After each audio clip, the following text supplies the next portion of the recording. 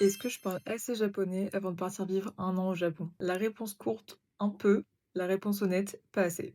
Yahoo! Moi c'est Nana. Dans 9 jours, je pars vivre au Japon et aujourd'hui, je voulais vous parler de mon niveau de japonais. Je fais d'abord une petite parenthèse contexte. En gros, comme beaucoup de personnes ici, je pense, j'ai commencé à apprendre le japonais en regardant des animés quand j'étais petite. Donc j'ai chopé quelques mots-clés par-ci par-là. Mais évidemment, le vocabulaire des animés, ce n'est pas le vocabulaire de la vraie vie.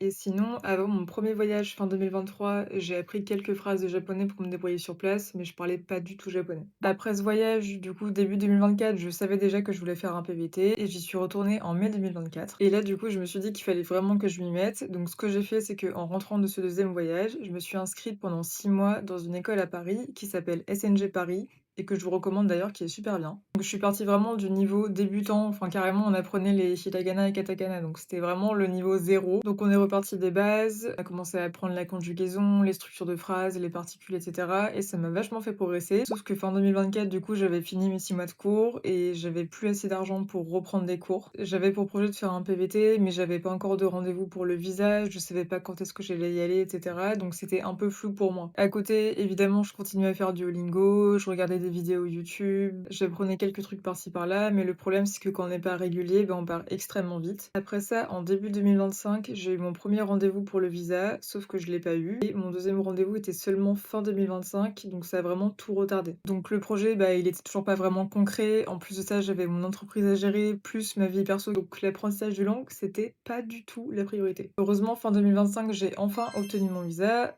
mais du coup, il fallait que je me remette au japonais. Aujourd'hui, honnêtement, je pense que j'ai un petit niveau N5, parce qu'en tout cas, quand j'entends des conversations en japonais, ou même pendant mes voyages, etc., je comprends tout à fait des mots-clés de la phrase et je comprends le sens global. Mais par contre, je suis incapable de répondre avec des phrases complexes, donc j'ai des grosses lacunes par rapport à ça que j'essaye de combler, mais en fait, ça prend énormément de temps. Et là, en tout cas, j'essaye vraiment de me remettre sérieusement dedans parce que le voyage arrive et que je commence un petit peu à paniquer. J'ai acheté des cahiers pour m'y remettre que je vais emmener là-bas. Je continue à faire mon Duolingo tous les jours, comme ça je me dis qu'au moins, même si j'ai pas le temps, je fais au moins 5 minutes où je lis, où je parle, où j'écoute du japonais. Sinon, pour apprendre, je regarde pas mal de vidéos sur YouTube de listening practice pour m'entraîner à écouter du japonais. Et surtout, le truc qui m'a beaucoup aidé récemment, c'est un jeu vidéo qui s'appelle Wagotabi. Et je pense que je vais vraiment vous faire une vidéo à ce sujet parce que je le trouve incroyable et j'ai tellement progressé avec. Enfin bref, du coup, j'ai pas du tout le niveau que je veux, mais une fois sur place, je compte vraiment ne pas rester qu'avec des étrangers parce que je sais déjà parler anglais donc ça ne m'intéresse pas. Et si je vais au Japon, c'est aussi pour apprendre le japonais. En tout cas, si je peux vous donner un conseil, si vous avez pour projet de partir au Japon, que ce soit dans quelques mois ou dans quelques années, commencez maintenant. Sur ce, je vous dis merci d'avoir regardé cette vidéo et je vous dis à bientôt.